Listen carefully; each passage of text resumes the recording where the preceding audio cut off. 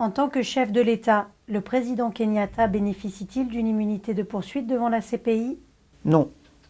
Conformément à l'article 27 du statut de Rome, la qualité officielle de chef d'État ou de gouvernement n'exonère en aucun cas de la responsabilité pénale. En ratifiant le statut de Rome, tous les États parties acceptent l'article 27 qui renonce à toute immunité en vertu du droit national ou international. Il est également important de souligner que la CPI ne poursuit pas M. Kenyatta et M. Ruto en leur qualité officielle, mais pour leur responsabilité pénale individuelle présumée.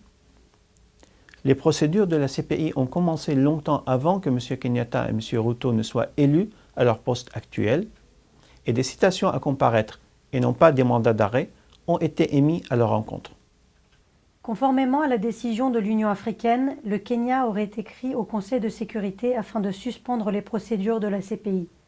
Est-ce que la Cour s'y opposera?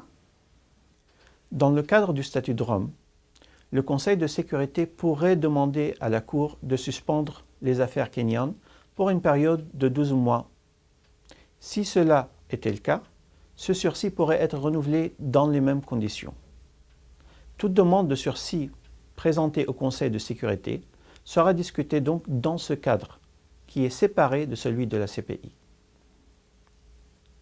La Cour est une institution judiciaire indépendante qui ne saurait aviser le Conseil de sécurité sur l'opportunité d'adopter ou de rejeter une résolution visant à suspendre une procédure. La CPI va-t-elle suspendre la procédure dans l'affaire à l'encontre de M. Kenyatta jusqu'à ce que le Conseil de sécurité statue sur la demande de sursis? La Cour est une institution judiciaire et toute demande de reporter le début du procès de M. Kenyatta ou de suspendre les procédures en cours doivent être déposées devant les chambres concernées, conformément aux règles de procédure applicables. Il n'y a pas actuellement de demande de reporter la procédure dans l'affaire de Kenyatta. Et la décision de l'Union africaine ne constitue pas une demande présentée à la chambre concernée en conformité avec les règles de procédure applicables. Toutes les demandes qui sont faites aux juges compétents selon les règles de procédure applicables ont été et seront examinées de façon impartiale par les juges indépendants de la CPI. M. Kenyatta sera-t-il présent lors de son procès? En règle générale, l'article 63 du statut de Rome, traité fondateur de la Cour, exige la présence de l'accusé au cours du procès. Toute exception à cette règle doit être soulevée devant les juges de la CPI qui décideront. La défense de M. Kenyatta a présenté une demande afin de se voir excusé d'être physiquement présent lors du procès. Les juges de la CPI examinent actuellement cette demande et leur décision sera prise en toute impartialité. M. Kenyatta a également présenté une requête en vue de mettre fin aux procédures que les juges examinent également. La CPI a-t-elle ouvert les affaires kenyanes afin d'influencer la scène politique kenyane? Non, la CPI est une institution judiciaire indépendante. Les demandes du procureur sont fondées sur le droit et guidées par les preuves. Et ces demandes sont présentées devant des juges indépendants et impartiaux pour leur examen et leur décision. Permettez-moi de rappeler pourquoi la CPI a ouvert une enquête au Kenya. Suite à la violence post-électorale de 2007 et 2008 et à la suite du rapport Waki, le gouvernement kenyan avait 1 an, à compter de juillet 2009, pour mettre en place un tribunal en vue de résoudre ces questions. Ne pas le faire pousserait la CPI à se saisir de ces questions.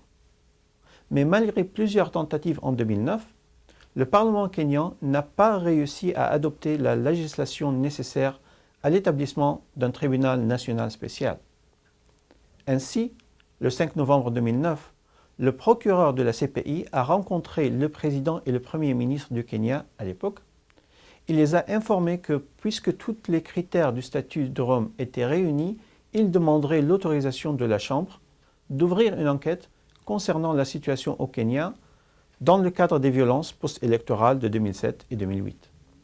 Et à cette époque, le président et le premier ministre kényan ont publié une déclaration commune où ils ont rappelé leur réunion constructive avec le procureur de la CPI et ils ont alors déclaré que le Kenya était pleinement engagé à coopérer avec la CPI dans le cadre du statut de Rome. L'enquête de la CPI au Kenya a donc été initiée avec un fort engagement du Kenya en sa faveur.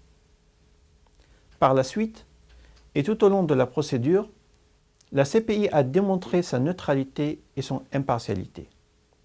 En émettant des citations à comparaître et non pas des mandats d'arrêt pour des suspects kenyans coopérant avec la CPI, en affirmant à plusieurs reprises pendant la période électorale que la CPI ne prenait pas position concernant les candidatures à la présidence, puisqu'il s'agissait d'une question interne au Kenya, ainsi que, par exemple, par l'ordonnance des juges de ne pas tenir d'audience simultanée dans les deux affaires kenyanes. La décision de l'Union africaine a mentionné plusieurs points, notamment l'élargissement de la compétence de la Cour africaine des droits de l'homme et des peuples. Que pense la CPI de cela et de la possibilité de discuter d'autres questions lors de la prochaine session de l'Assemblée des États parties en novembre 2013 ? La CPI se félicite de tous les efforts véritables en faveur de la lutte mondiale contre l'impunité par le renforcement des capacités judiciaires afin de poursuivre les auteurs de crimes de masse. Il convient toutefois de noter que le statut de Rome ne prévoit pas le rôle de tribunaux pénaux régionaux. Et à cet égard, il est recommandé de discuter cette initiative au sein de l'Assemblée des États parties. L'Assemblée des États parties est le bon lieu pour discuter de ces questions et d'autres questions législatives ou des préoccupations politiques des États. La CPI, en tant qu'institution purement judiciaire, ne peut pas s'engager dans un débat politique et n'est tenue que par ces règles juridiques établies par les États parties.